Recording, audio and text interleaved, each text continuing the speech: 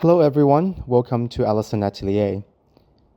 Curated by Eric Lun, Spirit Influx is held in conjunction with Liu Shouquan, artist, teacher, scholar, that was on view in our central gallery.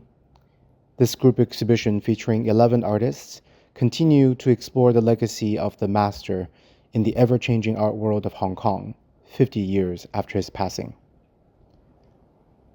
Each participating artist are inspired by or critically examining the innovative spirit championed by Liu Shouquan. Today, we're very honored to have artists Oh Hai Lam, Frank Tang, and Angela Yuen with us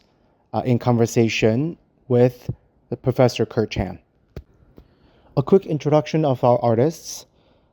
Oh Hai Lam focuses on drawing and painting. She also likes exploring text art and installation art. In 2004, she obtained a Master's of Arts from Chinese University of Hong Kong and a Master's of Philosophy from CUHK in 2009.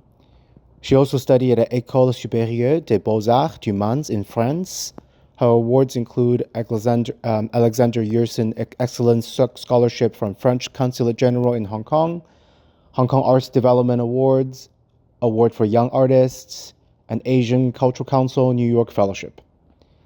She has participated in several residency programs around the world and has held numerous exhibitions, solo and group, around the world. Her works are collected by Newhall Art Collection, University of Cambridge, Hong Kong Museum of Art, and Plus, and various private collections. Frank Tang earned his BA in 2010 and MFA in 2023 at Hong Kong Baptist University and Chinese University of Hong Kong.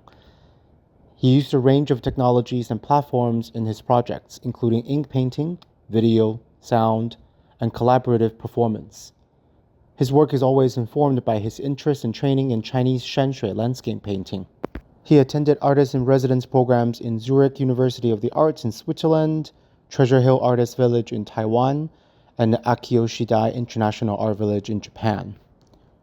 He has also exhibited in museums and art organizations worldwide, including Germany, Switzerland, Belgium, Japan, Taiwan, and Hong Kong.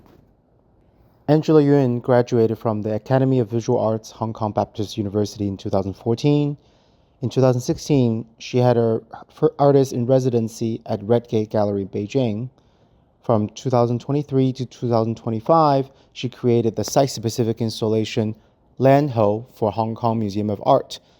And in 2024, she created the on-site installation Petit H for Hermes flagship store in Hong Kong. She's had 5 solo exhibitions in recent years,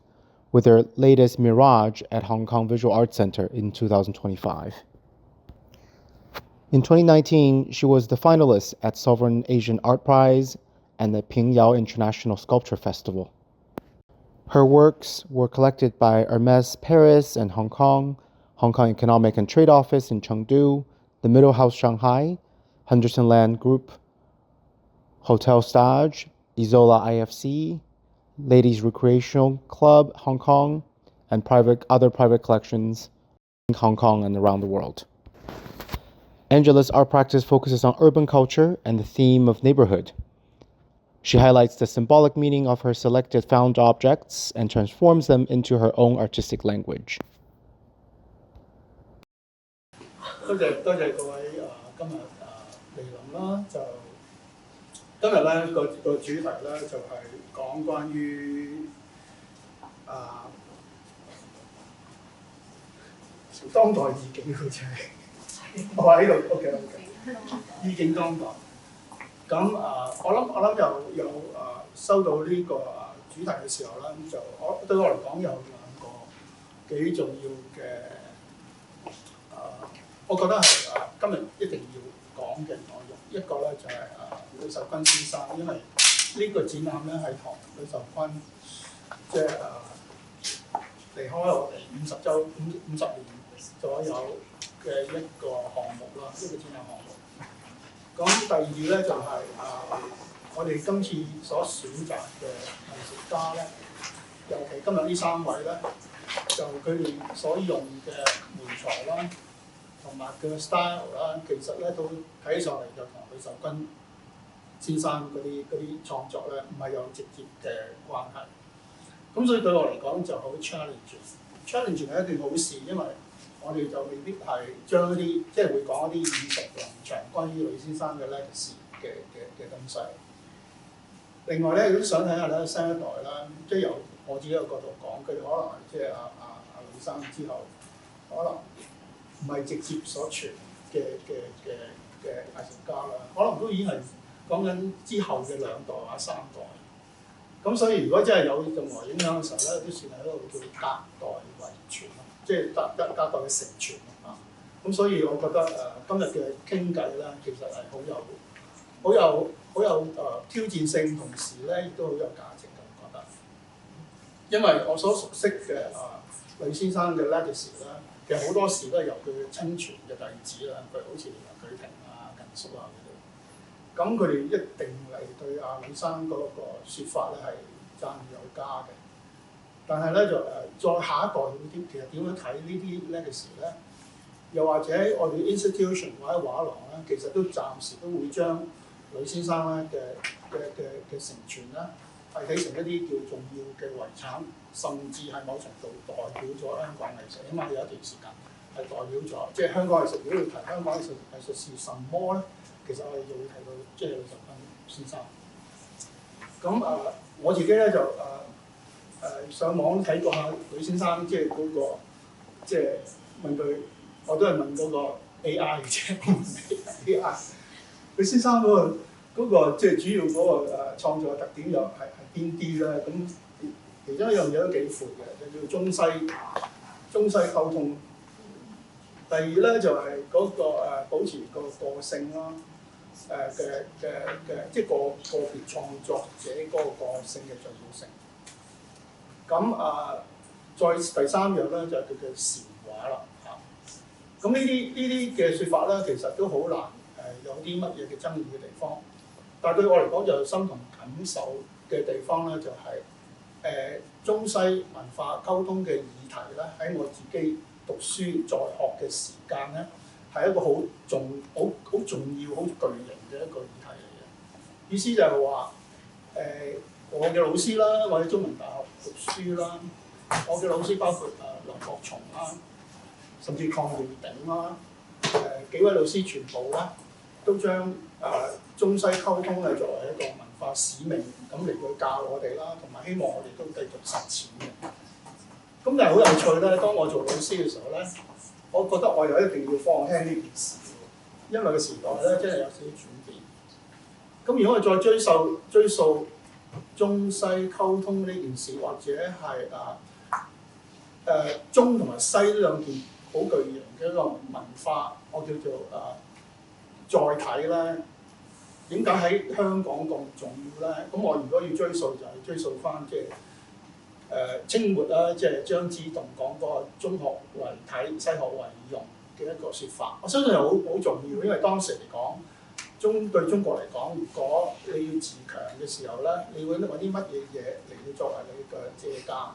嚟到使到你自己嗰個文化咧能夠得以滋長，甚至係推進咧咁。咁我就會覺得嗰陣時咧，如果説呢個咁嘅説法咧，雖然今日嚟睇咧，就可能係已經講咗好耐，但係如果就算推展前去到即係我嗰個年代，譬如話好似即係我80年代讀書咧，其實咧呢件事對我嚟講都係一件好重要嘅事。我哋嘅課程嘅編排咧，都會因應呢個咁説法咧嚟安排。即係簡單嚟講就係話咧，今時今日睇呢件事咧，同埋我嗰陣時用翻即係7、80年代嗰個視覺嚟去睇咧，其實係好唔同嘅。即係今日去睇好唔同。咁所以今日嘅研討會有價值嘅地方咧，就係話我而家即係聽下，即係而家嗰啲新生代咧係點樣睇呢件事啊？咁我諗好有趣，即係時代轉變咧，有啲價值咧，譬如因為我屬於唔同年代嘅人咧，就有唔同嘅睇法。但係我就好想睇到就係話，如果呢個係重要嘅事情嘅時候，我點樣即係嚟到細緻啲咁樣去分析呢個問題，同埋直至呂先生嘅 legacy 咧，係嚟到談論一啲咁嘅要點啦。咁我今日嘅談論要點咧，我諗係會包括有冇繼承啦？點樣繼承啦？因為佢哋嘅即係今次嘅參展作品咧，其實佢係一個功課，要回應翻策展人透過呂先生嘅 legacy 嚟要做一回應嘅作品。回應嘅意思唔係一定成全啊，即係可能係反應嚇。咁如果係反應嘅時候，你點反應咧？咁我哋就會聽下佢首先講下自己作品先。咁所以下一個環節咧就會請即係3位啦，就講一講佢哋自己今次參與嘅作品啦，同埋呢個作品咧係同呢個主題之間嘅關係咯。咁我哋請阿 Frank 講先啦。哦，好啊。咁咧就你幫我講，係啦。好 thank you。好，咁大家好啦。咁我係 Frank 啦，鄧啟耀。咁咧先講下咧，其實咧我之前我嘅作品咧，其實就係工筆為主嘅。咁呢個就嘅作品啦，我過往嘅作品。咁你會見到啦，就係工筆絹本。咁所以咧，我係比較仔細啦，顏色咧係 colourful 啲嘅。跟住就係對上一張或下張咁。我想講。咁咧，所以咧喺我嘅創作主題，我自己創作主題嘅時候咧，好多時候會圍繞樹多啲嘅。而嗰個技巧啊，畫面表達咧都係工筆啦、colourful 會主要多少少。下一張再。係啦，咁今次咧就係Eric 啦，就係我哋嘅策展人俾個課題我哋，就係就住呂秀坤呢一個 legacy 啦，呢一個嘅藝術家，究竟係我哋點樣可以受佢影響，或者咧係點樣回應翻佢嘅一啲嘅創作？而我就選擇咗咧係其中2點嘅。第一樣嘢咧就係畫面嘅表達形式，係同埋個創作嘅內容。咁畫面嘅表達形式入邊咧，咁我就啱啱就係回應翻啦，就係用禪畫嘅其中一個嘅表達形式。咁個禪畫入邊咧個表達形式嘅時候，佢用嘅方法咧都係用排數啦。而繪畫嘅方式咧，亦都係簡潔為主啦，就係、1筆啊2筆過咧，係嘗試咧去營造咗嗰個嘅畫面上嘅內容。例如禪畫嘅時候，好多時候咧係畫荷花為主嘅。荷花嘅時候咧，咁佢1筆2筆嘅時候咧，就係已經係表達咗嗰個嘅荷葉，或者咧係嗰個嘅個水面嘅一個效果係。咁但係我就係喺呢個呂秀坤喺我用呢個抽象嘅表達形式嘅時候，咁我去知道咗佢點樣用嘅時候，我去點樣使用咧？咁而我今次咧喺個畫面上咧，你會見到個畫面嘅背景咧，咁其實我就係用咗同一個方式去做。咁但係咧，我就係唔係1筆過嘅，我係不斷咁渲染嗰個嘅紙張。咁就係我用到麻紙啦，麻紙嘅吸收嘅水分嘅時候咧，佢會比較慢少少，但係佢形成嗰個嘅效果咧會好鬆嘅顏色。咁所以喺我背景入邊，我畫個山嘅背景。而之後咧，我嘅用嘅方式咧就係用佢嗰個方式去不斷咁渲染嗰張紙，而去營造到咧嗰個山嘅嗰個嘅形狀係比較 abstract 嘅，係比較朦朧、比較鬆嘅。咁而我嘅而前面咧，我就話我自己好多時候我繪畫嘅樹木啦，就係比較工整少少嘅，係工筆嘅，係比較乾筆嘅少少。所以喺個畫面上咧，我係想進行咗一個嘅同呂先生嘅一個對話，直接喺個畫面上咧係表達到出嚟。咁呢個係個畫面上啦。第二個咧就係當我去 study 呂生嘅時候咧，佢嘅創作，尤其係抽象畫嘅時候，佢用到禪呢個字，佢係表達佛學嘅，一係同時間咧喺一啲嘅文章入邊有講到咯，咁其實佢係有表達儒家嘅嗰個學説。咁但係對於我嚟講咁我嘅作品入邊有冇啲其他嘅哲學嘅思想係亦都係喺我作品可以表達到出嚟咧？咁呢一件作品咧叫做果木啦，咁係呢個第二章啦，同埋下一章就係第3章。咁咧，咁我果木啦，咁我呢個系列嘅時候點樣回應翻呂生喺嗰個將個哲學嘅一個思維去擺入去創作嗰度？咁所以喺我呢一個系列嘅時候咧，就係呢個系列嘅出現咧，其實係我去 study 齊物論啦，即係莊子嘅齊物論，係一個道家嘅哲學嚟嘅。咁齊物論又講到咧，其實咧點解我會去畫呢件作品咧，就係、當我去到一個日本秋吉台呢個地方咧去做駐留，去到個 artist residence 嘅時候，我見到嗰啲樹咧全部都係光禿禿嘅，但係光禿禿嘅時候咧，我感受到嗰棵樹入邊有生命力。即係其實咧就係話俾我聽咧，令我諗翻起莊子入邊嘅齊物論。齊物論又講過咧，枯木咧，即使係枯木係一個就嚟要死嘅木，但係唔代表佢係冇生命力。其實佢個生命力係喺個樹嘅本身，你睇到個表象嚟講，咪只不過係冇晒葉，佢喺冬天入邊就嚟死啦，但係唔代表佢入邊冇個精神嘅存在，唔代表咧佢入邊係冇一個力量嘅。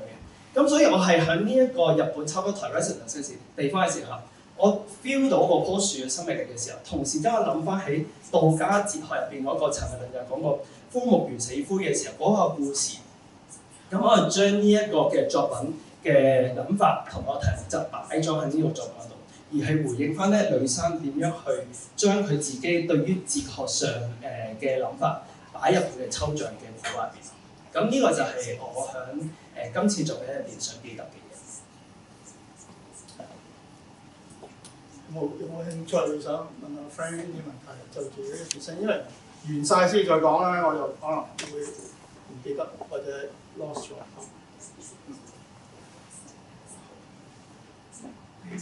好，你問。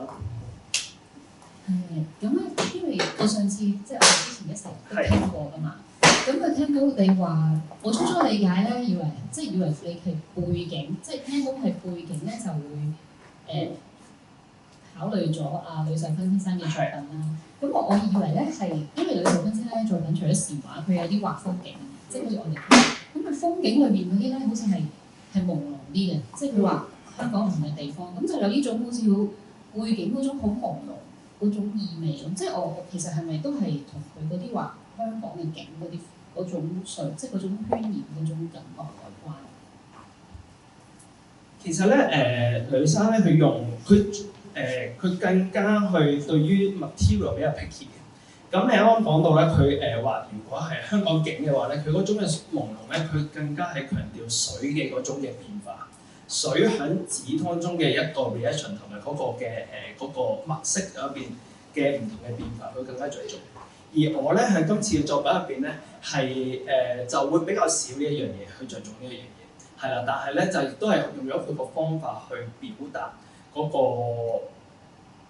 個鬆嘅感覺。但係佢嘅鬆同我鬆又唔一樣，我嘅鬆咧係朦朧，但係佢嘅鬆咧係個層次感係好豐富，係啦咁，係唔同嘅表達方式。其實我睇你嘅作品咧，就我覺得呢一輯作品佢係咯，你再提出咗兩個好大反差嘅要素，一個就係寫實啦，因為你真係對住棵樹寫，後邊咧就係嗰個朦朧意境。因為李先生嗰個其中一樣嘢幾特別嘅，佢都好重視寫生嘅，即係話當嗰個 AI 話俾我聽咗咩特點咧，其中一樣嘢佢好重視寫生。其實寫生對我嚟講咧就係在地咯，就係話現實世界睇到啲咩嘢咯。咁但係如果對再擴闊少少嘅時候，就係香港，即係話佢作品當然嗰個分野都幾大。一咧就係譬如好似抽象嘅禪畫啦，禪畫基本上就真係會追向嗰個叫做抽象嘅意境，而呢啲意境就可能同我宗教講嘅禪有關啦。我唔知道呂世勳係咪本身係咪一個佛教徒？唔係，我見到劉小華要求就可能係啦。佢即係如果唔係嘅時候咧，咁嗰個就係純粹追求一種叫做抽象意境。呢啲抽象意境咧，佢可以連接到一個大啲嘅課題嘅，就係亦都係翻去嗰個 context 咧，就係呂秀坤當年嘅時候，我估計如果要通往國際嗰個表達方式咧，就係嗰個抽象表現主義嗰個嘅藝術啦 abstract expressionism。咁嗰樣嘢，我估計係一個通道啦，係讓一啲東方嘅所睇到嘅抽象同埋西方所睇到嘅抽象，希望做到一個連接點。呢個係一個通道嚟，我覺得。第二咧就係在地嗰樣嘢咧，就係翻 local， 就係唔係講緊一個咁大嘅議題，就係話你嗰啲感受啲嘢唔該翻喺一個現實世界嗰度去把握佢。咁當然阿 Frank 嗰個咧就未必係香港啊。咁但係因為你係香港人、香港仔，甚至受訓於香港，即係你點樣觀察咧，估計同你訓練有關嘅。咁你執住嗰啲樹幹嘅時候，我自己睇到咧就係唔知咧，呢個同個差值有冇關咧？即係因為枯樹咧，如果唔即係將啲水拎走咗，即係一棵樹逼走啲水，咁咁你睇到係咩咧？就係、嗰個生命體同嗰個環境一個叫做崎嶇嘅結合嘅意思，就係因為春夏秋冬都唔係好舒服嘅一件事嚟嘅。但係如果你嘅生命體暴露咗喺呢個咁 harsh 嘅環境啦，其實係需要反應同埋 adapt 咯。當你 adapt 嘅時候咧，佢就會而家出現咗我哋睇到嘅樣啊，就良心咯。我覺得你都好有趣，因為你後面朦朧嗰啲部分咧，就係柔軟嘅朦朧嚟嘅，因為水嘅成分好多，所以我見到你啲畫嗰啲樹幹咧，其實我都會感覺到你會畫緊石頭嘅。咁而呢個硬同埋軟之間咧，我覺得嗰個對比咧，亦都某程度將嗰個現實同埋嗰個抽象，好似做咗一個連結嘅一個地方。我覺得呢部分即係我好感興趣嘅嗰個反差其實。因為咧，其實當我去 research 呂珊嘅時候咧，咁其實皮老師啦，皮道堅咧，佢有寫過咧呂珊咧點樣形容佢嘅嗰啲抽象。就係咧話佢去嗰個抽象咧係可以好表達個形態，而不失個精神性咯。係啦，咁同去翻咁係呂秀坤先生點樣講翻自己抽象咧？咁佢自己亦都講過咧，佢係喺 M+ 嘅一個website 度有睇過啦，就係話呂珊話佢去點樣去睇西方嘅抽象，就好似你啱啱所講，就喺西方嘅時候佢見到 Justin Pollock 嘅 action painting， 但係如果當佢去使用呢一個嘅抽象形式嘅expression 嘅時候，佢去點樣用咧？咁佢就係諗過就係將中國嘅啱啱所講嘅哲學性啦、精神性咧擺咗入去。咁就係將呢一樣嘢就係你啱啱提到就係中學為體啊嘛，西學為用，就係佢嗰個嘅繪畫嘅方式點樣去將嗰個年代將中西嘅嗰個哲學方式、藝術表達方式擺埋咗一齊。咁所以當我去到了解佢呢一個嘅創作嘅方式嘅時候，佢嘅想法嘅時候，點樣 inspire 咧？就正如就係你啱啱提到我嘅作品，就係我想表達嘅嘢，就係我想將嗰個呢一套嘅方式我學咗翻嚟，我點樣去再我自己重新去演繹。我用嘅紙我覺得唔用翻用翻單書，唔用翻咧比較水溶性，即係比較 expression 嘅一個，即係個紙唔同。個紙唔同嘅時候表達，我用嘅係麻紙，麻紙係比較乾身啲嘅，係比較吸收水分咧，冇咁濕潤嘅。咁而去用嘅嗰個效果同阿呂珊我唔同，係啦。但係我同時間亦都係將呢一個嘅諗法擺入去呢個作品入邊。好，咁啊，跟住 Angela， 你講下你嘅作品啦。我哋換咗啲 slide 啊。大家好啊，我係 Angela。咁我係做光影裝置嘅，我好擅長收集唔同年代嘅舊物件。咁喺做呢個展覽之前咧，都有睇過呂秀坤先生講嗰啲嘢啦。咁佢其中有一句咧，都幾觸動到我嘅，就係佢話佢做創作咧係要創新，咁而創新咧係源於最舊，最起碼佢都要係有舊作為佢嘅 background， 作為佢嘅 backup。咁我好認同呢句説話。因為我覺得冇歷史就冇依家，咁而我認識香港嘅歷史就係透過搜集唔同年代嘅舊物件。而你見到咧，今次呢個創作咧，我係收集咗好多舊嘅布同埋布車衣機嘅一啲零件嘅。咁其實呢一啲零件同埋呢啲布咧喺邊度嚟咧？就係喺布棚嗰度嚟嘅。係啦，咁呢個咧就係未拆嗰陣啦，咁仲去緊嗰度，即係2017年嘅時候。咁我就收集咗好多呢一啲舊物件，而收集嘅時候咧都聽到好多故事。即係其實點解大家有冇諗過染布房街啊、黑布街啊、白布街嗰啲街名嘅由來係點嘅咧？咁其實以前旺角咧係一個染布好出名嘅地方，去做紡織、做染布。咁喺收集呢啲布嘅時候咧，就聽到好多街坊喺度講，即係我都會八卦問下其實以前嘅香港係點？咁我記得有個叔叔同我講，佢話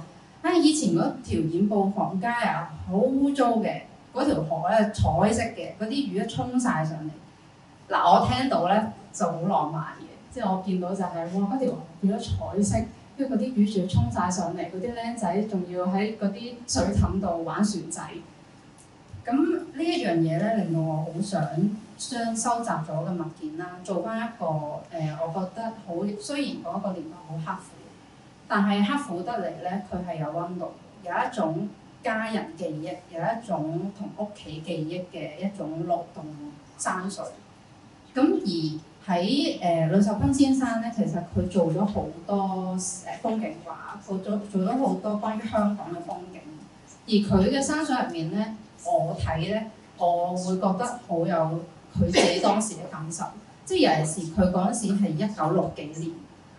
我就做好多香港風景嘅資料搜集。咁我記得咧，1940幾至50幾年嘅香港咧，其實係得2、3層樓高，即係最多即係可能係5層樓已經係一個好高嘅建築物。但係去到真係50、60年代，啱啱嗰個工業起飛嘅時候，突然間喺10年間多咗好多高樓大廈。而喺呂壽坤嘅作品入面咧，我見到個變化，而喺嗰個變化嗰種感覺、嗰種中西嗰種時間，令我覺得其實佢嘅風景係透露咗佢對於嗰種時代變遷突然間已經有啲山水，跟住所有背景變成高樓大廈，跟住前面有隻船仔。呢個係佢其中一件作品叫海港，我覺得好抽象，係因為佢咧。突然間，所有高樓大廈變成幾何圖案，咁變咗你見到個畫面上係突然間好中西，好同佢之前嘅嗰種我有啲寫實唔同，嗰個感受大好多。咁所以今次咧，我嘅作品咧下兩頁我喺個光影處理嗰度咧，嗰個景色咧，你會見到我擺咗好多魚啦，嗱好多魚啦、船仔啦，都係我聽到嗰啲故事嘅啲感受，即係我覺得嗰陣時係嗰種溫度，令到我覺得光影嗰陣顏色要暖粒粒啲啦，有嗰種人嘅味道喺度，同埋嗰個故事係就係由呢條河出發，跟住就一路去到呢一個光影，你會見到我利用好多舊嘅物件，佢哋嘅剪影，做咗好多唔同嘅山勢，咁就係喺我搜集嘅時候見到嘅景色。當然啦，佢有好多高樓大廈遮住咗，咁但係你而家見到嘅咧就係嗰個窩仔山同埋加多利山。咁然之後一路嗰個光影流動嘅時候，你就會見到又有獅子山。咁我覺得對於我嚟講，呢一個我喺旺角收集嘅時候見到嘅景色係一個有溫度，又有記憶又有歷史嘅一個山水風景。咁呢個係我回應覺得get inspired by 嘅一個作品。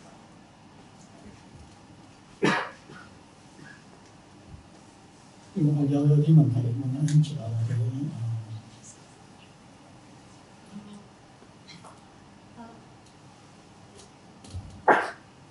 I'm not sure it's a question, but you captured the ink lines like really well. That's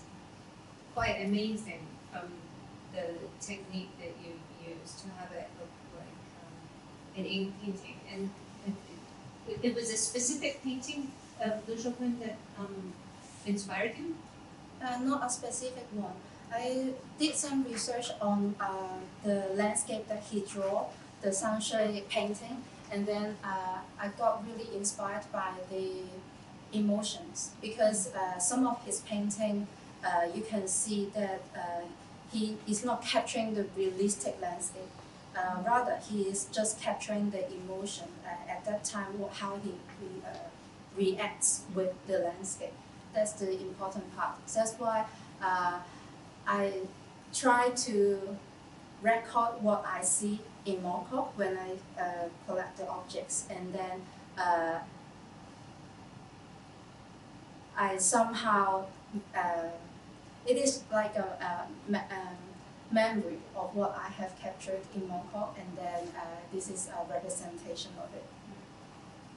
Great. Thank you.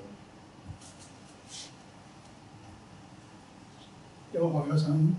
追問我自己就一接到個今日講嘅嗰啲 artist 名單咧，我覺得最 challenging 咧就係佢咯。但係咧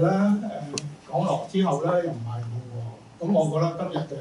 研討會我諗最大嘅，即係我估計最大嘅 surprise，但係亦都唔係 surprise 咧，就係可以睇到 Angela 嗰嗰個點樣一個睇起上嚟冇唔相關嘅，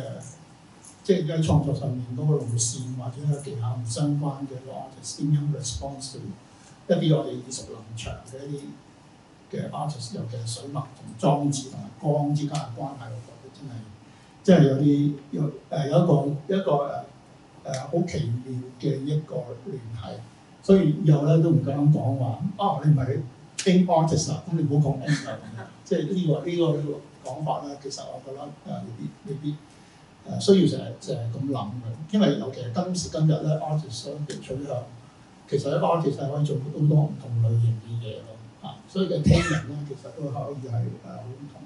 老實我就咁睇，我覺得 Angela 嘅嘢都係兩面睇啦，即係兩面睇嘅意思就一就係而家 installation 裏面會發光ready-made object 佢哋之間嘅關係，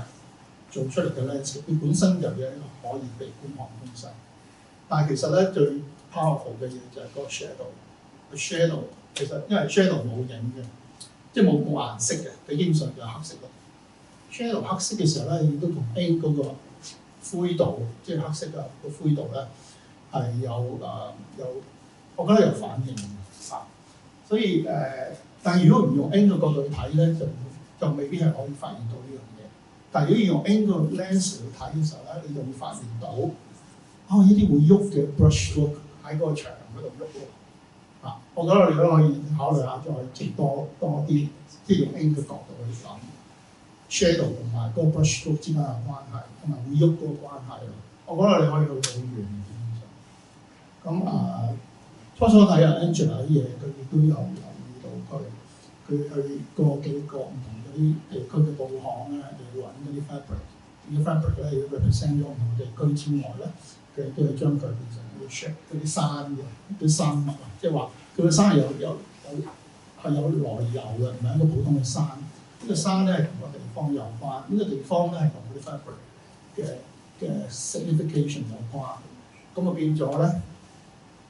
佢用咗另一個通道啦，嚟到講香港嘅 landscape，又唔係用 visual 嘅角度話呢度係邊，嗰度係邊，而係話呢度曾經發生咗咩事，用翻嗰個地方嘅 product 嚟到去做嗰個山同埋個 landscape 出嚟咯。所以呢個都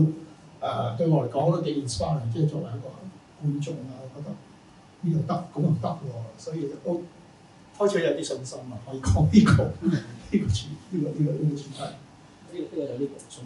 我覺得Angela 頭先你提嘅 Angela 嗰個黑色嘅影嗰度咧，其實同女工講過一樣嘢都幾有關係，即都係有啲異曲同工。因為佢提出過咧就話咧，我哋睇水墨畫彩墨嗰陣時候咧，可以將佢變成黑白相，然之後先睇到佢嘅氣韻。即係唔好俾啲色彩唔見咗，即係用一個眼光咧，如果黑白嘅眼光去睇啲彩色嘅水墨畫，咁你會睇到中間嗰個氣韻。咁我覺得呢個同你頭先講話佢啲黑影好有趣咧，都會有啲關係。好，咁我哋跟住揾下請歐鎧琳講下佢嘅作品。Thank you，我都有少少想講下。OK，咁你講先。就係因為頭先一路聽你講，同埋即係睇見作品喺出邊，都睇過你嘅作品，即係其實你諗起咧係個觀者去嘅嗰個角度好重要。其實頭先本來想問你就係、可能你陣間有機會可以答嘅啫，即係你有點去設定一個係咪有冇一個理想嘅觀者嘅角度嘅咧？即係你嘅作品裏面，即係有冇某個視點？即係我自己行就會覺得遠睇會睇到，可能我控到好慢嗰件 object 再望嗰啲影，即係會好似可以有幻想自己係咁細嗰個人，定係我係咁樣嘅比例嘅人，即係嗰個觀者同嗰個作品嗰個距離，或者你營造嗰個風景啦，或者如果喺中國畫嘅脈絡就係山水啦，咁我都會諗起即係山水畫可觀可遊呢一下咧。咁係喺你嘅作品裏邊係點樣觀同埋遊？即係如果係隻小昆蟲咁喺裏邊周圍飛咁，我又會覺得即係會有呢啲幻想咯。同埋頭先你講幾個山，即係窩仔山、加多利山同埋獅子山，即係我又諗翻我喺旺角或者我喺太子道啊嗰頭，我係咪有某一個位可以同時望到三個山嘅咧？咁都係嘅，喺太子道應該可以嘅。咁我再睇你嘅作品就即係覺得嗰個會提醒我嗰個觀者嗰個位置，或者都想知道你即係點樣去設定嗰個觀者。而別谷視點呢樣嘢。多謝 Helen 嘅問題。我覺得我好希望個裝置，首先你入咗去咧，因為我覺得嗰啲光影其實都有啲力量嘅。首先帶咗你入去我個作品先嘅，咁所以我假設咧嗰個觀者係睇咗個影先，咁然之後慢慢先會睇個作品細節。呢樣係我成日做作品我都覺得，即係究竟嗰件嘢首先要吸引咗你先咯。咁你入咗個世界，你先會想留意嗰啲細節。咁而嗰個細節，我亦都好想觀眾就係留意翻點解我會用個布去做翻呢一座山，即係會有種關係喺度。咁呢個係我做創作嘅時候，我都好想觀眾會諗下，即係點解我會揾個車衣機嗰個線碌走去做咗個咁嘅 building。咁而佢做喺旺角嘅時候咧，係你講得啱，係冇可能一次過望晒三個山嘅。咁所以我個你見到嗰啲景色一路轉嘅時候咧，其實有好多 building 喺度遮遮掩掩嘅，係因為咧基本上我而家喺旺角啦，企喺條行人天橋上，我先勉強望到兩個山，就係加多利山、窩仔山，但係咧獅子山咧喺另一邊嘅，咁所以咧基本上係冇可能喺咁多高樓大廈嘅情況底下咧，我可以一次過望晒。但係我又覺得咁樣幾得意，即係我將呢一種體驗亦都擺翻喺件作品度，就係你會見到我個作品咧有好多件都喺度遊走緊。咁佢就冇嗰種，我覺得即係山咧，明明應該咁樣完咗㗎啦嘛，但係中間咧就有幾棟嘢凸咗出嚟。咁呢個亦都係我自己去行完旺角，我自己有啲感受。我覺得 Angela 嗰個光影咧，Helen 提出嗰個睇法咧，其實你一個好似個手卷咁嘅，即係你一個現代人去睇手卷，就唔係個卷啦，而係你自動轉嗰個景象。你嘅手卷一樣㗎，你都睇唔晒裏邊啲山嘅。即係佢哋個畫家畫嗰啲山咧，佢唔係一個視點㗎嘛，佢都係散點去畫㗎嘛。因為同你一個一樣，不過你嘅睇法咧係動感有光影，而個手卷咧就真係要自己捲解。即係你係一個現代嘅手卷。都係嘅，即係我之前咧有一件作品就手卷味重啲嘅，就因為佢係成個故事，就係講茶馬古道嗰啲馬幫點樣載住嗰啲貨品由同佢間道別開始講。咁嗰個我覺得個手卷味重啲，即係因為有個故事轉埋成個光影，咁你一路睇就好似一個循環咁。呢個我會覺得就即係冇咗嗰種咁重嘅內容喺度支撐佢成為一個真係手卷真係好似精靈上學堂，你會見到好多故事㗎嘛。精靈上學堂唔係一個唔係啊，即係唔係好有意境嘅手卷嚟嘅。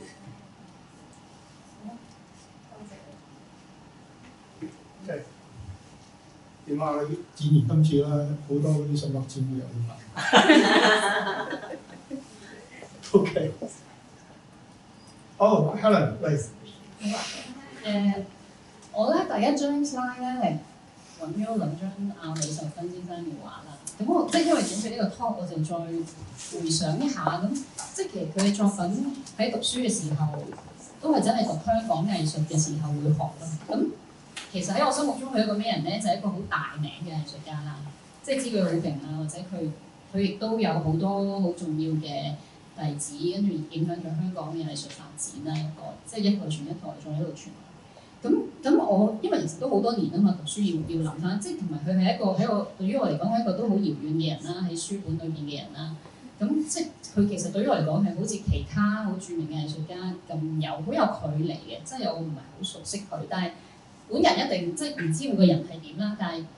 個感覺就係咧，知佢係感覺佢係一個好直接嘅人咯，即係睇佢嘅作品，佢俾我作品俾我嘅印象咧係，我初初會覺得係咪佢用好多好直覺，即係好係憑住直覺而多於理性嘅一個藝術家咧，我初初會係咁樣諗翻嘅，但係我一再睇咧，我覺得即係再睇多啲佢啲畫咧，咁內在，咁我覺得佢嗰啲其實係好直接咯。即係其實佢又唔係對於我嚟講咧，佢應該唔係好純直覺嗰種澎湃嗰種嘅。但係當然佢裏邊唔係冇嘅，而係佢應該係對於我嚟講咧，佢係會都有好多好多準備，即係無論佢嘅禪畫或者風景畫，其實佢係 prepare prepare 咗去畫嘅咯。咁但係執行嗰下就要好肯定，好大膽，亦都好決斷。咁呢啲係我會覺得今次做呢個展覽裏邊咧，我就想有少少想自己畫畫嘅過程裏邊就直接啲啦。咁陣間先可以再睇，我哋繼續睇兩張先。即係我點樣可以直接啲去做作品嘅？其實呢兩張咧，我覺得佢係我好有感覺嘅呢兩張畫，因為咧佢哋都有一啲好重嘅主題啦，跟住有啲虛嘅位啦。咁其實佢嗰個虛同實，或者佢好精鋭地有一啲留白嘅位咧，留白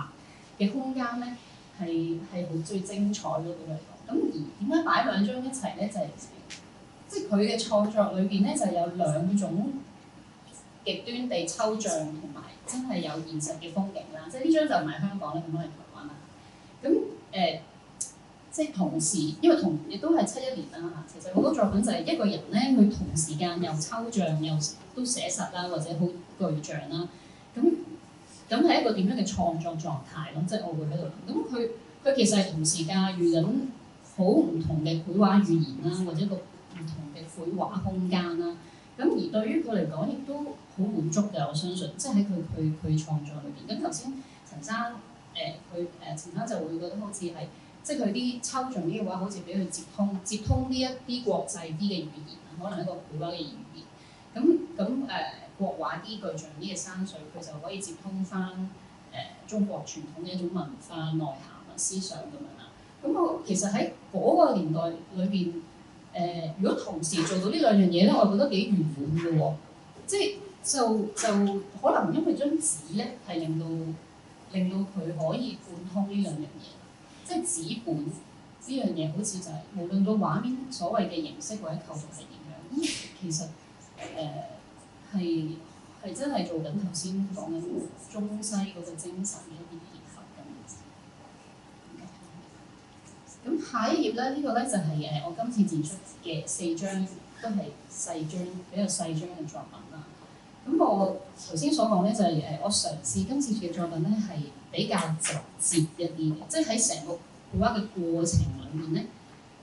當然我都有啲草稿啊，去幻想究竟我想點樣畫啊咁樣。咁主要簡單嚟講咧就係我想像就好似係一個沉思在隱密的房子，即係咩意思咧？即係畫畫嗰個人咧，佢就好似自己喺度，就好似部收音機咁樣。其實咧，佢又主動又被動嘅，咁佢喺度感應緊呢個空間世界嘅一啲嘢啦。咁嗰啲就好似一啲風景咁樣啦，然之後就捕捉咗某個風景或者意象或者所謂意境，就喺一個畫面嗰度。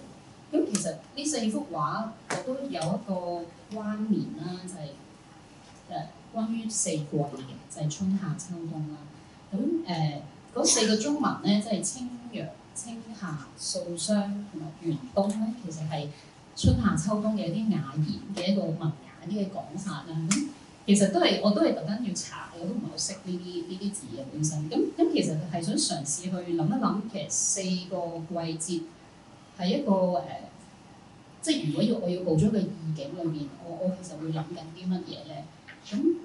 同埋好似想放慢少少嘅速度去諗呢個4季係點樣啦。而我又會覺得想通過畫畫都，因為我覺得好似4個季節都好似有啲我哋都未必可以擁有，有時好似冇咗，好似成日都係夏天唔冬天咁樣。咁我就想畫一幅畫咧，去 remind 翻呢個4個季節呢一樣嘢啦。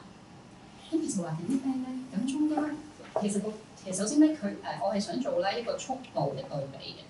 即係一路畫最初嘅底層係好快、好直接、好快、好直接，然之後係越嚟越慢就係最面頭嗰個比較深灰色嗰個形狀咧，佢彷彿係可能係一座山，可能係一個島，可能係一粒沙，即係其實究竟佢係幾大幾細咧，就視乎觀者佢自己嘅想像啦，或者究竟佢係微觀定一個遠觀定一個純粹一個精緻嘅風景定係咩咧？咁我其實自己幻想好似可能係喺4季裏邊同時望緊同一個山或者一嚿石頭，又可能係唔同角度去望緊同一樣嘢嘅。咁其實呢個都係 open，即係又唔一定要咁樣解釋。即係我自己都係借住幅畫嚟喺度幻想一啲意境咁樣，同埋都其實都係一個幾，我覺得呢個嚟講咧有少少實驗性嘅，因為嗰種好快速而好直接唔去考慮咁多嗰個過程咧，就今次係我覺得對於嚟講有少少新鮮。好，下一頁。咁咧，跟住呢一頁可以開到，就係咧今次呢個講座咧，我哋即係之前我哋四位都一齊傾下啦。咁另外，因為今次嘅展覽叫意境當代，咁我就去諗其實意境即係咩咧？意境究竟係一個畫內，即係畫本身畫面嘅嘢啊，定係我睇到幅畫，然之後佢可以帶我去更加遠嘅地方咧？即係有時大家睇一幅畫，可能就 focus 咗去張畫就好凝聚喺嗰張畫，佢會唔會令你去想像其他嘢？即係呢個我諗緊嘅問題啦。咁我就成日嘗試回顧下，其實我自己啲畫裏邊咧，有冇邊啲係冇意境，邊啲係好似有意境嘅咧？即係其實我有好多畫咧，我自己睇翻咧係冇意境嘅。咁我而家冇 show 出嚟啦，有好多都係如果要喺我心目中所謂有意境咧，係比較少啲嘅。咁就係我揀咗一啲好似乎係有意境嘅嘢啦。咁我呢個係後嚟揀嘅嘛，即係譬如呢度咧係有1999至2019，其實有20年左右嘅畫喺裏面。咁其實嗰個意境係我畫緊嘅時候刻意去營造先有啊，定係其實係唔係嘅，唔係刻意做嘅，做完有就有，冇就冇㗎啦。係我回顧翻，先去睇翻啊呢啲我好似係對於我哋而家嘅我嚟講，呢啲係一啲意境喎。咁我又去點樣去睇其他人嘅作品咧？即係呢個係我即係嘗試去諗緊嘅嘢啦。咁下一頁就係即係彩色就類似係咁樣嘅啦。即係呢個就係啲即係唔同形式種類。但係其實其他我冇所謂冇意境嘅畫咧，就係通常係點？好似佢係固定啲、凝固啲，就真係即係我而家冇擺出，就係真係 focus 喺張畫本身，可能一啲符號啊、一啲比較平面化 graphic 嘅嘢，一個好固定嘅形象。咁嗰啲咧就好似係對於我嚟講就冇意境。講到呢度先。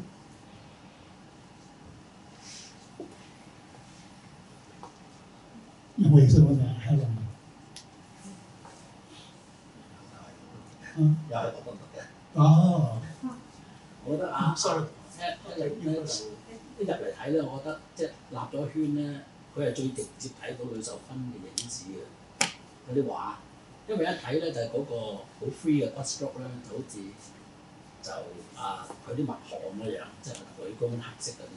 大嘅筆觸嘅另外一個 interpretation。但係我細睇咧最有趣咧，我覺得佢有一個光㗎嘛，有光油啊。睇翻前邊係有啲cross medium 嘅。對 cross medium 咧，我覺得你一個 cross medium 咧係好似反映緊女工嗰點紅色咁個荷花，另外一種方法去呈現。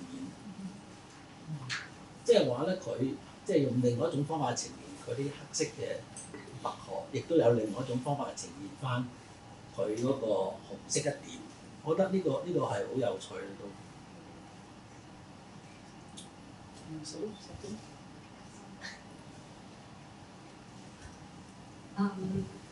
So I see that your title is the Inmida House, the Hidden House. Can you talk a bit about, maybe you covered that already, but can you talk about why you... The Hermetic House, 隱密的房子, it implies that an artist or a painter he or she is in his or her condition, that is maybe being very quiet, being alone, or also in isolated from the daily world, and who keep a certain kind of state of being that the artist or painter I was just mentioned is like a radio, who is passive, both passive and active, and they can receive some signal from the universe or from the world, the nature, and they try to capture some essence by their intuition or at the same time their reason, their rational mind, and they try to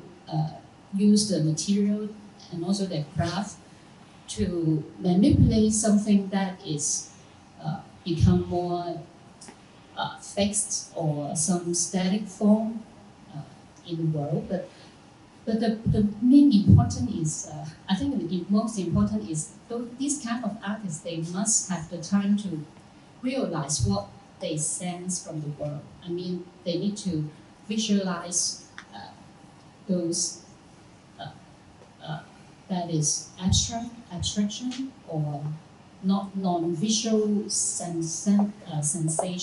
to something that is tactile or that is you can touch, even a painting. So this is what I mean. The house is like a state of being of the artist. And that sounds, to me, that sounds a lot like Liu Shaokun theory. Do you relate that to Liu Shaokun? If I related to him, I think because I also studied some Chinese philosophy, but during my I was studying university, and I still think the Chinese philosophy that is quite and maybe that is endowed in my mind or it's some spirituality. I think it's both Western and Chinese philosophy that is important for the cultivation of a self. Mainly the Chinese philosophy, the meaning of the philosophy compared to the Western philosophy, that is the most important is trying to cultivate oneself rather than some knowledge, some rational, systematic thoughts. So I think that kind of thinking is related to my practice of art. To think about painting is a kind of cultivation of the self.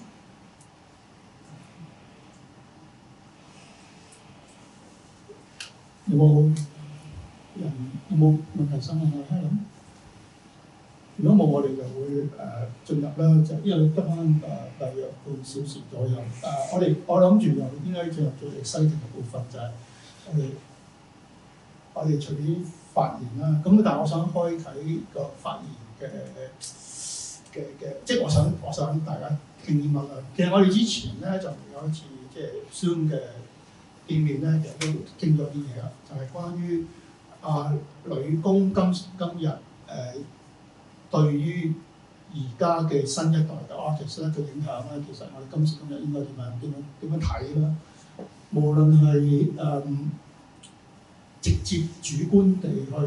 揾女工一啲嘢嚟到繼承啊，定係其實只不過係女工呢個 figure 嘅存在，只不過反應，甚至唔反應，甚至用咗新一代嘅視覺咧嚟到睇下我哋女工嘅 legacy 咧，其實如果要成全，可以點樣成全？咁當然有啲 key 嘅，我估咧 abstraction 嗰樣嘢都幾重要，因為佢就正話嘅講法就係話 abstraction 係東西溝通，即係喺嗰個時間係一個幾重要嘅一個叫做工具啦。今時今日咧，我估喺互聯網嘅出現咧，我諗嗰個成個世界已經唔同咗，即係話我哋睇東西南北嘅嘢可以即係受嘅影響亦都係即係。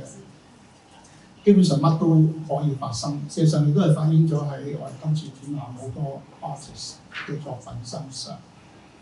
今日嘅講座咧，正話嗰個上半場嘅講法咧，其實某程度咧就係將阿女工黐落去佢嘅創作度，即係黐落幾位藝術家嘅創作度。咁因為藝術家之後佢合作咧，佢黐得好好，我覺得。我唔係話咧冇影響，我係話只要你諗就有影響嘅。咁問題咧就係話嗰個 legacy， 如果我哋今時今日睇嘅時候，究竟我哋究竟想接受啲乜嘢？如果係由女工嗰度嚟咧，接受啲乜嘢影響？咁上次我哋嘅討論其實都好大部分咧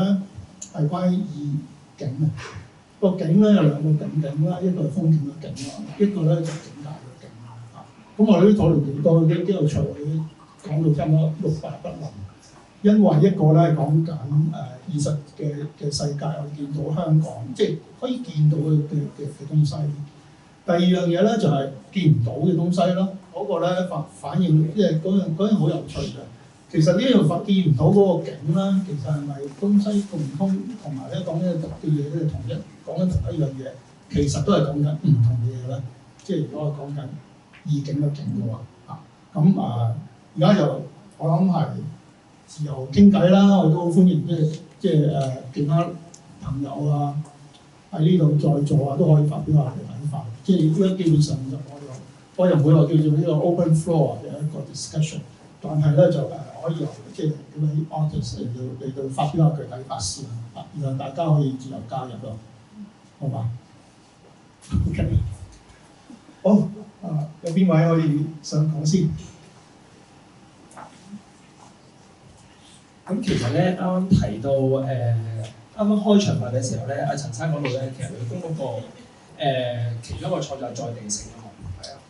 跟住就係 Angela 嘅作品都好有在地性。即係其實在地性咧呢個字咧本身係任何時代我都覺得係重要嘅，即係嗰個即係個 artist 你點樣去用自己作品去反映嗰個時代，反映嗰個時代嘅面貌，跟住之後就係反映嗰個時代嘅時候嘅精神想像呢一樣嘢。咁所以如果係喺我哋嘅作品入邊，就係我嘅作品都好多在地性嘅嘢啦，即係我會畫好多香港嘅風景啦、地圖啦，就係其實講真本身在地性呢個字就係人同人之間嘅聯繫咯。而人同人之間嘅聯繫嘅時候 no matter 係我哋 physical 而家我真係見到你，我同你之間聯繫，或者係我女生畫嘅嗰個阿里山啱啱嘅風景，同之後嘅人聯繫，係啦，跟住或者我哋睇翻之前嘅人都有個聯繫。咁所以嗰個你啱啱嗰個我哋帶到去呢一個 topic 嘅時候，我哋點樣去有兩個字啦，你話承傳又好，或者係回應都好啦，去呂秀坤先生嘅嗰個嘅創作風格或者創作嘅嗰個脈絡嘅時候，我覺得在地性呢個字係其中一個係好重要嘅一個字，係甚至乎亦都係藝術家我哋去做創作嘅時候，其中我自己一個好重要嘅一個點。因為如果冇咗嗰樣嘢咧，其實就覺得係好似少咗一個砌圖咁啦，同人之間去做個溝通就係咁。呢個完全明白啊，因為阿 Frank 做嘅畫基本上都係以山水水墨為主，嗰啲作品可以話叫做都係 figurative。但係有趣就係成日見到你啲 work 啦，好多時都係當然個主題再闊啲就係唔係俾 better 講香港，你會揾好多即係如果你做 research 嘅時候，你會揾好多嗰啲歷史嘅文件咧，要 reflect 一啲更加大啲嘅議題，甚至係比較沉重啲嘅嘢做啦。咁Angela 都係啦，仲有都有講到即係，不過 Angela 我都想睇下你，其實你好多你有好多唔同嘅創作啦，今次有少少 tailor-made 為咗呢個展覽啦。咁你其他嗰啲咧，其實你自己即係個人創作嘅時候，你自己比較注重嘅嘢係乜嘢？即係話主題方面。主題方面，其實我好中意香港，所以基本上咧，我做好多創作都係關於我自己出生嘅城市香港。即係就算我去到美國或者澳洲 residence 咧，我都係會諗翻香港，唔知點解。即係可能去到一個陌生嘅地方，我更加想揾翻一種歸屬感。咁所以我覺得呢一個尋找自己屋企嘅經歷咧，係令到我又認識咗我自己多啲，好似成個嘢圓滿啲，即係唔會咁即係生存咗喺呢個地方30幾年。咁究竟呢個地方係咩嚟？佢之前有啲咩故事？咁我想透過揾舊物件呢樣嘢去了解多啲呢個地方。咁有趣咧就係 Helen 正話都有提到自己嘅創作，尤其係今次嗰幾張，其實都講緊一種係咪翻譯嘅過程，或者唔係翻譯啦。好似即係你講緊嗰個即係 romantic 嘅一種生存狀態。我覺得今次件作品咧，基本上都係講緊你平時嘅生存狀態先，即係唔係就係講呢啲幾件。咁即係 artist 咧，好似係離開有時同嗰個現實生活保持某啲嘅距離，然後利用呢個距離，你先能夠創作到自己嘅語彙。即係因為你有一套語彙㗎嘛，即係你點樣處理個畫面咧？成日我覺得你好多時都係翻去你所能夠掌握嘅繪畫語彙本身嗰度作為呈現。咁正話阿 Frank 同埋阿 Angela 講緊嗰個景啦，講緊一個現實見得到嘅景，對佢即係嗰種 attachment 咧係現實嘅實際嘅同我經驗日常經驗好有關係。咁阿 Helen 就好似講緊第二個境界個景，嗰種係一種 abstract 嘅，即係話好似有一個現實嘅東西嚟到抽咗啲嘢出嚟，然後咧就表達嗰啲嘢。咁你會唔會演繹一下呢個方面？即係頭先聽你哋幾位講，即係首先你講在地性啦，跟住講即係真係香港嘅景啦。咁我又諗下，即係咁我咧咁，即係頭先阿陳生啱啱就提咗，我好似係就唔係關於即係唔係直接或者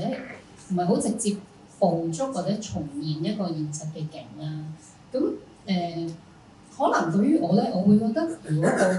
我畫一個特定嘅，如果畫到一個特定認得嘅某個山或者某一個形、某一個地點，咁其實係好似會好難選擇，好難揀。即係當然我曾經都會畫過某一啲具體現實，我有畫過，但係好多時點解會去咗一個比較抽象嘅一個畫面或者一啲符號咧？咁似乎佢係會佢係會自由啲。即係自由呢一下咧，對於我都會覺得係，如果通過一個比較抽象嘅語言咧，首先係讀者或者觀者佢可以有個自由嘅方法去，或者佢嘅觀點去體會嗰種畫。另外就係我自己去想像嗰樣嘢嘅時候，好似我係可以多啲可能性，即係呢個都係一個好 general 嘅講法啦。即係其實。但係唔係即係我諗係大家選擇嗰種自由係唔同咯，即係唔代表你畫現實你畫啲樹一筆筆咁嗰個係即係你嘅自由啊嘛，即係你可能喺裏邊揾到你好自主嘅自由啊嘛，其實自由未必係咁嘅，即係完全好闊嘅想像咩都得咁樣，而係你揾唔揾到嗰個係你掌握到自己嘅一種自由，咁呢一下我覺得係如果通過一個現實嘅景或者一個腦海裏面嘅風景，又或者一個抽象嘅意境，即係唔係講個層次，即係唔係話即係意境好似通常我哋會覺得係唔係即係個高低層次嗰一下，即係而係你揾唔揾到你自己嗰個所謂嗰個景啊，或者嗰個喺裏邊係咪可以自己有一個遊歷嘅一個歷程？其實幾有趣喎！我都想聽下即係阿 Frank 同埋阿 Angela 講下。因為我哋即係話阿 Helen 呢度提到一樣嘢，我其實想追問嘅就係係咪有啲 work 係冇意境嘅咧？意境可唔可以話我要畫一張有意境嘅畫咧？咁有意境嘅畫咧，係咪高於實景嘅畫咧？呢啲咁嘅問題咧，我唔知道即係大家有冇諗過？即係我自己嘅睇法幾有趣。即係如果又睇翻阿老公啲畫啦，譬如話佢畫嘅風景畫，譬如話如果係好濕好大霧啦，我覺得好似意境好似多啲，即係嗰啲舉啲實例。天朗氣清啦，你要畫得硬咧，意境又好似低啲，即係呢個係講法嚟嘅啫。如果佢啲阿老公嘅禪畫咧，就好似容納意境嗰個可能性又好似高啲，即係好似話抽象同具象之間真係好似有個拉扯喺度。咁所以如果問阿 Frank 同埋 Angela 嘅時候，我就會問你會唔會考慮意境作為創作嘅其中一個好重要嘅目的啦？定係話因為而家好得意啊嘛，我哋成個 contemporary art world 好注重知識啊，知識所以會有好多 research-based art 出現咁譬如好似呢樣嘢，某程度而家變成咧，即係意境呢件事咧，變成一啲叫做我叫留白又好啦，嗰啲故事唔好講完句啦，講一部分嘅提示未出現嘅嘢啦，因為你提示未出現嘅嘢咧，嗰啲未被提示嘅嘢咧仍然存在嘅，即係你提示譬如好似呢啲我就都有個波出嚟，咁大家會聽下咩反應？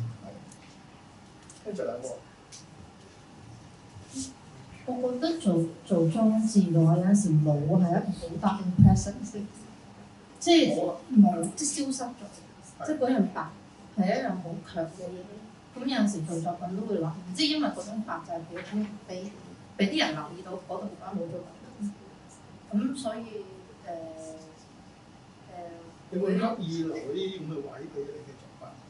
品？我自己會有嘅，即係因為就算我做影咧，我都唔會好寫實。你會見到佢硬係有啲空間俾你想像下，嗰個似，好似，咁樣，即係有啲咁樣，咁你先會覺得呢樣嘢幾好睇。即係因為就係你唔係睇緊張相咁咯。幾得意啊！如果翻去 Angela 啲嘢就係好似佢嗰啲實體裝置，就好似阿女工嗰啲風景畫咁樣。個影咧女工啲禪畫。嗱，我依家好鬼粗淺咁樣講咧，即係話呢兩件事都幾有趣。如果你將個影放到再大啲，再唔重視佢嗰個講啲乜嘢出嚟嘅時候咧，你有某種程度你會得到啲自由咯。但係呢個自由咧會翻去你嗰個實體裝置嘅具體嘅想講嗰啲叫故事啦，譬如呢個地方係咩地方啊，嗰咩地方，去到影嘅時候就會收晒啦，一個咁嘅情況。Frank 咧，其實咧我啱啱都諗緊 Helen 咧，佢啱啱冇講過，其實再之前有講過就係佢嘅意境係要帶出個想像，係佢有提過呢一樣嘢，亦都係脫離嗰個嘅個現實，或者脫離咗一個真實嘅 reality 嘅。跟住我又裝咗啲 notes 啦，之前啦，為咗呢個 talk 啦，即係呂壽坤先生咧，佢自己佢亦都係十分之提倡自由呢個字，喺佢嘅抽象畫入邊，佢有 mention 過自由呢一樣嘢，對喺佢嘅創作入邊係一個好重要嘅嘢，亦都係喺佢抽象畫入邊咧係一個佢討論抽象嘅時候，佢亦都用到自由呢個字咧去討論抽象呢樣嘢。咁去到你去問到我嗰個問題啦，究竟係自由啦、意境啦、想像啦，咁擺喺我自己嘅時候點咧？咁我有思考過，好早之前已經思考過呢個問題，就係就係回應翻就係話實景唔代表冇意境，因為點解咧？曾經我有張畫咧，咁我自己畫完之後好滿意，咁嗰張畫叫綠島嗰張畫，咁我係話寫實嘅一個 sketch 嘅，係一個寫生嘅風景，翻到嚟咧再去上色去再做，咁本身係一個實景嚟。但係當我去畫完之後，我擺出嚟做展覽嘅時候咧，有觀眾，唔止一個觀眾同我感受到，佢感受到張畫入邊嘅嗰個嘅空洞，佢感受到張畫入邊個 colour 帶俾佢話俾我聽綠島嘅嗰種燒傷。咁呢一樣嘢咧，其實就去翻山水畫入邊咧，就係嗰個遊歷啦。即係山水畫入邊，尤其 landscape painting，我哋唔係講緊留白一定等於意境。我哋講緊山水畫入邊嘅意境係講緊其中一樣嘢，就係最重要嘅 travel， 就係我點樣啱啱阿劉生講過啦，我哋點樣去可遊喺入邊遊玩。嗰個遊玩嘅性質唔係淨係喺個畫面上嘅遊玩，係包括你人嘅精神上跳入埋去張畫度去遊玩嗰一樣嘢啊嘛。咁嗰個咧，我覺得呢一個意境咧，對於我嚟講好 meaningful 啦，就唔係淨係話你要想像係諗一啲新嘅跳出個 box， 就係而係好似即係俾一個作品吸入咗，而我自己一直就係追求緊呢一樣嘢，去透過作品係人人之間係可以你代入到我個世界，係咁樣。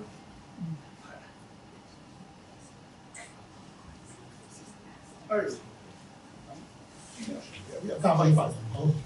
點啊？我啱啱阿 Frank 講嗰樣嘢咧，就我因為咧，其實點解好有興趣嚟咧？今次即係我其實就喺中大藝術館睇過阿呂壽坤先生一張叫山水畫壁嘅畫，咁嗰時睇到咧就好震撼，即係好大張。咁啊啱啱揾翻原來係佢即係過身前幾年嘅作品，即係原來係我一路以為係啲好早期嘅作品，但係原來係都好耐，即係晚期嘅作品。咁但係頭先阿 Frank 講，即係其實嗰張畫即係一路諗，即係其實諗緊喺即係腦海裏邊啊。跟住就聽到你啱啱講嘅時候，就覺得咦，其實嗰個意境就係、其實嗰張咧好得意嘅就係、佢其實好有一啲 collage 嘅感覺，即係幾個唔同空間。跟住接埋一齊，但係又可以即係有一啲地方可以銜接得到，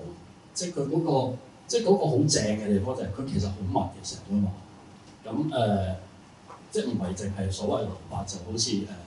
創造咗意義出嚟，然後即係我啱啱聽你講嗰就好似 exactly 就係一種即係嗰種遊歷，但係佢係好似唔同空間，反而係即係一種好跳脫地遊歷咯。即係佢嗰張作品，因為我就覺得即係好正。其實嗰個即係我其實之前真係太中意呢張畫咧，其實好想即係扮一次，即係將自己啲作品即係創作嘅時候都想捕捉或者去扮下佢嗰啲嗰個構圖啊，或者嗰種處理，就覺得但係啱啱阿 Frank 講嗰個就突然間提醒咗我就係其實就係呢一種遊歷或者嗰種跳脫，其實就係喺唔同空間嗰種跳脫就係可能係其中一個好即係最吸引我嘅地方啦，即係佢嗰張作品係純粹一個分享。就係女工啦，基本上就係透過 deconstruct 嗰個山水畫嗰啲語法、嗰啲心法嗰啲嘢，將佢變成一啲 elements，然後再組織。其實咧，同阿黃洪邪老師嗰啲差唔多，即係個諗法係好相近，甚至係一脈相承。不過咧，就想有一個最後咧，想各位嘅，因為呢個咁有趣，因為就算阿 Frank 咧，我都唔覺得佢係阿女工嗰個滴下落嚟嗰啲咁嘅諗法嚟嘅。不過就山水畫呢件事咧，係一件好大嘅事，尤其喺華人世界裏面，即係因為大家都叫從事一啲叫做唔算係好正統嘅山水創作咁先算啦。我想問下你大家咧，透過呢個機會咧，會唔會講一講你哋對於山水畫嘅未來有期望放喺一個更加大嘅語境，即係意思就係話一個國際，譬如一個更加大嘅觀眾群嘅時候咧，如果要首先第一個問題咧就係話，原來我哋繼承啦，第二個問題係值唔值得繼承，咪應該調翻轉，因為第一係值唔值得繼承，二咧就係如何繼承。因為而家今次我覺得好特別，因為請咗幾位嚟講咧，就即係似乎就唔係喺度講其實個內部故事是什麼。而家調翻轉咧就話，用新一代嘅角度睇呢件事，係點睇？我哋自己有好多故事可以分享，即係尤其係女工嘅弟子圈啦，又或者熟悉佢嘅人啦、仰慕佢嘅人係一堆人咁調翻轉，如果用你哋幾位咧，你哋點睇啊？所以呢個唔係一個有結論嘅一個探討，不過就係希望我都想聽下咯。而家嘅新一代，尤其喺互聯網底下，大家接受嘅影響咁多種嘢，值得做。我希望呢個唔係淨係話，因為你個年代嘅問題、training 嘅問題好簡單啦。如果拓翻再闊啲嘅時候，呢件事會唔會消失？我覺得大陸就唔會嘅，但係台灣都未必會，因為佢個教育係緊扣住呢件事，一定會。但係咧，而家香港就好有趣，因為而家咁嘅花鳥啊等等，其實好值得探討。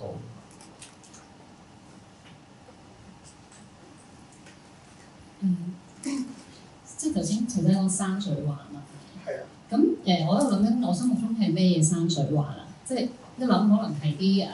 中國傳統山水，或者係有筆墨嘅，無論係義筆、工筆啲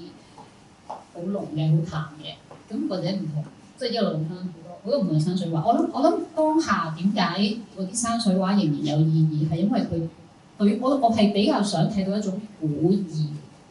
古代嘅古意，一個古舊嘅意味。點解嗰個古意喺當下嘅人睇到會有一種感受，即係嗰種詩意啦，可能係某一種詩意、古意一種空靈啲嘅感覺啦。咁呢啲係當下嘅人，我哋生活嘅同我哋當下嘅速度啦，啲嘢轉變好快啦，跟住好多嘢太多啦。咁而喺中國畫或者中國山水嘅中國畫，佢裏邊嗰種靜啦，好靜，跟住好似好脫俗嗰樣嘢咧，就有一種古代嘅意味。咁而當人望住嗰啲畫嘅時候，佢會領略到少少好似而家比較缺乏嘅某啲人嘅特質。咁我覺得呢一下咧，即係我係會中意睇呢啲畫，令我覺得咁我都有少少其實自己會唔會做到啲作品係有呢啲味道嘅咧？即係會咁樣諗啦，但係當然係未開始，完全未開始試過啦。咁所以我覺得呢一類山水畫或者筆墨嘅畫咧，係好重要嘅，其實。咁其實咧就係、如果淨係集中 Chinese landscape painting 嘅話咧，咁其實就係、對於我嚟講就係啱啱 Helen 講咗係，甚至乎我覺得係精神性嘅嘢啦，係啊，即係嗰個古意嘅味道就係追求精神性嘅嗰種嘅追求，即係人去到某一個階段，或者我去到追求唔再係形似啦，要神似啦。咁神似係由同唔同朝代都講緊神似，喺唔同朝代嘅神似都唔一樣。唔同人嘅去表達神似呢一樣嘢都唔一樣。究竟個精神性喺每一個人，我睇完一個嘅 image， 即係 landscape 嘅 image 又好，一個 object 嘅 image， 我之後點樣去表達你嗰個神似都唔一樣。咁所以我覺得嗰樣嘢咧就係點都會係一個新藝術家係會追求嘅嘢，即係點都會繼承到嘅呢一樣嘢。而另一樣嘢我想 raise up，亦都係我哋之前咧，我哋喺4個嘅時候討論過咧，其實就係我一直去着重嗰個點就係個時代性嘅一樣。即係其實即使係 Chinese landscape painting， 喺唔同嘅朝代，佢都表達緊唔同嘅嘢。即係譬如去到魏晉南北朝，跟住咧佢個啲山咧山水好細粒嘅，但係人係好大個嘅，係啦。跟住咧人咧嘅人物係嗰個嘅故事性咧重要過本身山水入邊嘅靈性。跟住我哋又講過啦，就係咧南宋同北宋，北宋嘅時候個朝代轉到係南宋嘅時候。嗰個嘅畫面嘅山水畫嘅畫面上嘅轉變、風格嘅轉變，我哋 way of seeing 嗰個視覺上嘅轉變，亦都可以透過山水繪嘅繪畫入邊個表達形式，我哋見到個時代嘅轉變，見到個藝術家點樣去睇呢個時代、睇呢個風景上嘅轉變。去到而家現代水墨、當代水墨，尤其香港畫最特別嘅就係、因為就係香港有現代水墨、有新水墨，跟住去到當代水墨嘅時候，香港就係 think out of the box 嘅時代，就係唔跟你嗰套。去做自己嗰一套，去做自己藝術家，我哋認為啱嗰一套，係啦。咁所以咧，我覺得香港係特別嘅地方就係我哋去記錄嗰個，尤其我做山水嘅時候，去記錄嗰個時代發生嘅嘢 ，no matter 係 landscape 山形地勢發生嘅嘢，跟住或者係 Angela 嗰個係故事入邊嘅嘢，去到我自己就係有一個系列就係講緊一個後殖民年代嘅嘢。究竟後殖民嘅時候，香港嘅風景點樣轉變咧？我亦都有其中一個系列就係講呢一個山水嘅一個山水作品嘅。咁所以對於我嚟講就係嗰個嘅演變傳承嘅重要性喺度。我做開裝置，所以我覺得個傳承可以冇筆同冇字都得嘅，即係可以個景就係張紙，即係好似創作強咁去做爆破個景係張紙。我覺得係可以成全，即係我覺得，就算我而家做嗰個光影，咁個光就係我支筆咯。咁同埋我幾認同阿 friend 啊，即係我哋時代改變咧，即係以前可能中西糅合就係一個時代嘅轉變啦。咁可能依家 art and technology 就係嚟緊一個新嘅方向，即係我哋阿徐冰都射咗個火箭上，佢件 artwork 咧，我唔知大家有冇睇過，佢將件 artwork 咧畫咗喺架火箭度啦，叫做天書號，然之後射咗上太空，然之後佢件 artwork 喺太空度做創作都好勁，即係第一個喺太空度做咗啲 stroke， 就係講佢嗰啲字。咁我覺得尤其是即係可能每個藝術家佢嘅生活個環境唔同，佢個時代唔同，嗰個作品都唔同。咁我又接受，可能可以咁樣發展都得。我都係將一個另一個開頭擺到結尾嗰度，基本上就我哋冇乜時間繼續再討論，但係我覺得好有意思，就係拉唔同類型嘅朋友啦，同經驗同埋去講呢個。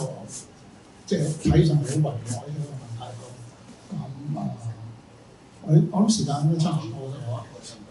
好。我覺得三位都講得好好啊，因為咧，其實阿黃明邪響1年前到咧，佢已經講話香港要進入一個後水墨年代。佢所形容咧就係而家你哋呢個狀態咯，就唔需要再跟翻佢哋以前嗰套嗰個做法。好。多謝。Okay, thank you so much. Thank you, Kurt. Thank you.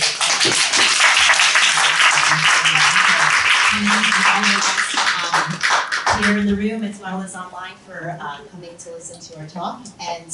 for those of you who are here, the artists will stay around for a little bit. And please come and enjoy some tea and some snacks and look at the paintings that are in the other room. And you can talk a little bit more about their artwork with them, looking at the actual work. Thank you.